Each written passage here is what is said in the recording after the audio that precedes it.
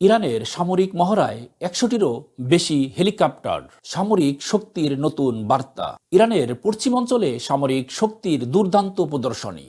Kermanshah প্রদেশে নাফতাশাহের আয়োজিত বিশাল সামরিক মহড়ায় অংশ নেয় ১০০টিরও বেশি হেলিকপ্টার। কি ছিল এই মহড়ার বিশেষত্ব আর এর বার্তা কি, সব জানবো বিস্তারিত।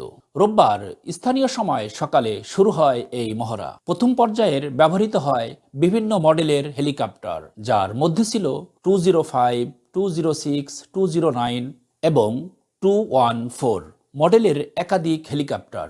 বিশেষ তথ্য হল, দীর্ঘদিন ধরে অকেজো থাকা এসব হেলিকপ্টার আধুনিকায়ন করে আবারও ব্যবহার উপযোগী করে তোলা হয়েছে। এটি ইরানের প্রযুক্তিগত উন্নতির ইঙ্গিত।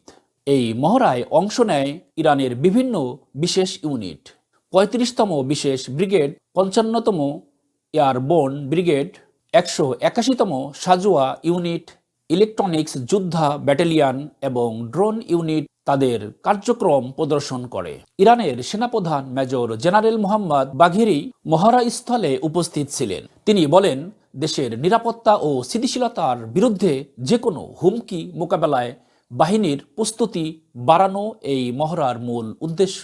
এছাড়াও ছিলেন স্থল বাহিনীর প্রধান ব্রিগেডিয়ার জেনারেল কিওমার্স হেইদারি এবং deputy operation commander brigadier general Karim Chashak. তারা বলেন, এই মহড়া বিশ্বের যে কোনো পরাশক্তির বিরুদ্ধে ইরানের সামরিক সক্ষমতার বহিঃপ্রকাশ।